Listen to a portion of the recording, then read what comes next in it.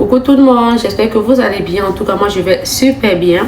On se retrouve aujourd'hui pour une nouvelle vidéo concernant l'immigration au Canada. Vous savez qu'avec l'immigration, tu dors, tu te réveilles, il y a un nouveau dossier. Donc aujourd'hui encore, il y a eu une nouvelle réforme qui est sortie.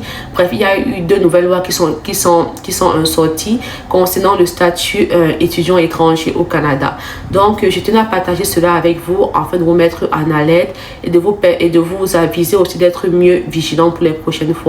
Donc sans plus tarder, on va commencer avec notre vidéo. Avant qu'on commence, Espace Marketing, comme d'habitude, n'oubliez surtout pas de vous abonner si vous n'êtes pas encore abonné, de me laisser un like et un commentaire et pourquoi pas un partage aussi, parce que cette vidéo peut sensibiliser parce que cette vidéo, même si tu n'es pas un étudiant étranger, tu peux la partager avec un ami, un proche ou bien une connaissance qui a ce statut-là actuellement au Canada dans le but de l'aider. Alors sans plus tarder, on va débuter avec notre vidéo. Alors nous voilà, il y a deux nouvelles lois qui sont sorties. Il y a une mauvaise nouvelle et il y a une bonne nouvelle. Mais les deux concernent le statut étudiant étranger. Je vais commencer par la bonne nouvelle parce qu'elle est très courte et elle est facile aussi à partager. Maintenant les étudiants étrangers pourront travailler plus de 20 heures par semaine. Quand je dis plus de 20 heures par semaine, c'est maxi 24 heures. C'est vrai que c'est juste un 4 heures de plus, mais c'est mieux que rien. 4 de plus, notre paye, ça nous aide énormément. Ça peut nous aider dans l'épicerie, ça peut nous aider même aussi pour nos propres besoins personnels.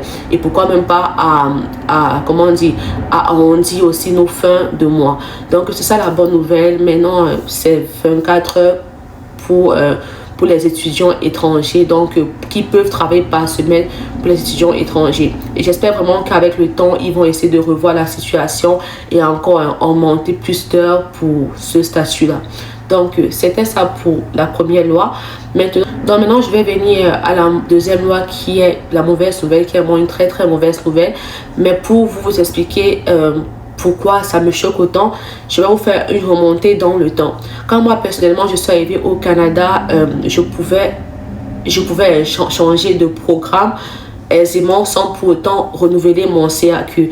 Donc si peut-être j'étais venue au Canada pour étudier informatique et qu'après je voulais étudier administration des affaires, je pouvais changer de programme tout simplement sans pour autant renouveler mon CAQ et autres documents. Mais après, ils ont sorti une loi comme quoi, si maintenant tu veux renouveler, mais si maintenant tu veux changer de programme, tu vas devoir renouveler ton CAQ. Ça, c'était une mauvaise nouvelle, mais avec le temps, on a pu l'assimiler et la digérer aussi et faire avec.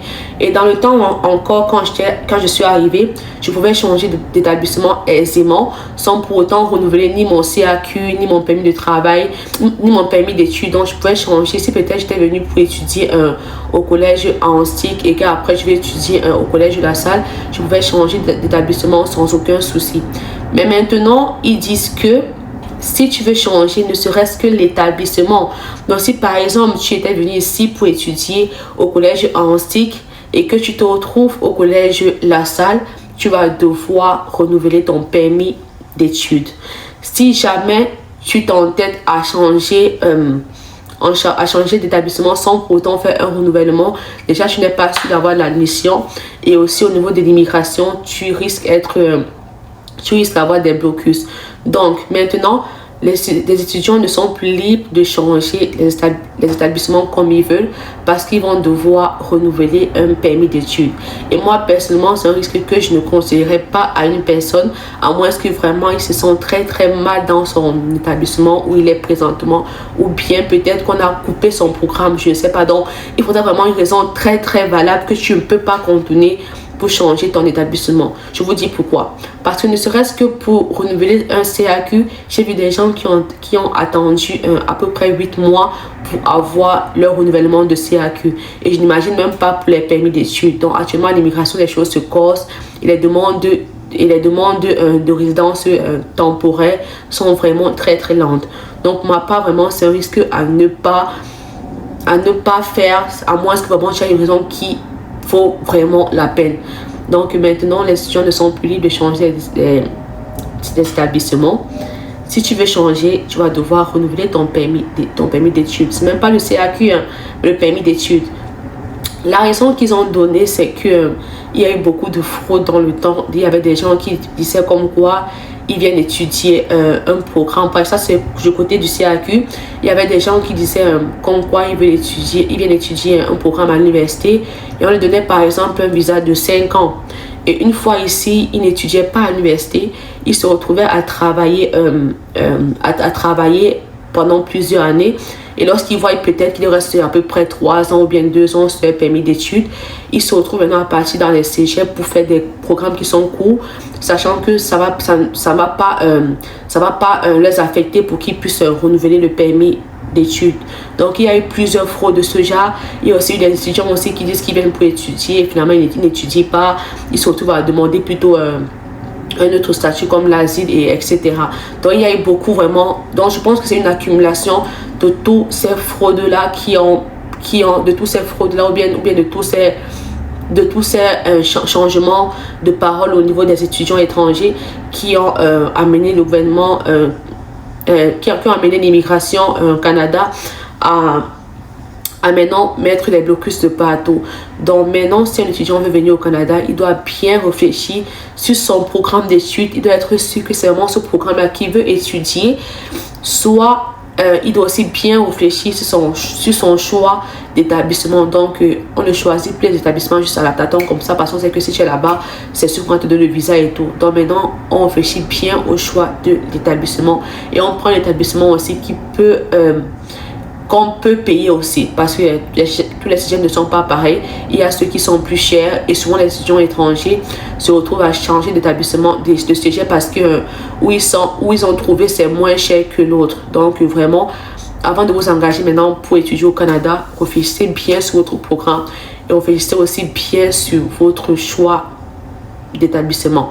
Pour moi, c'est vraiment encore too bad parce que je ne vois pas le rapport entre le choix d'établissement et le permis de travail. C'est vrai que quand tu as ton permis et le permis d'études, pardon. C'est vrai que quand tu as un permis d'études, c'est écrit en bas sur ton permis d'études d'établissement que tu vas fréquenter.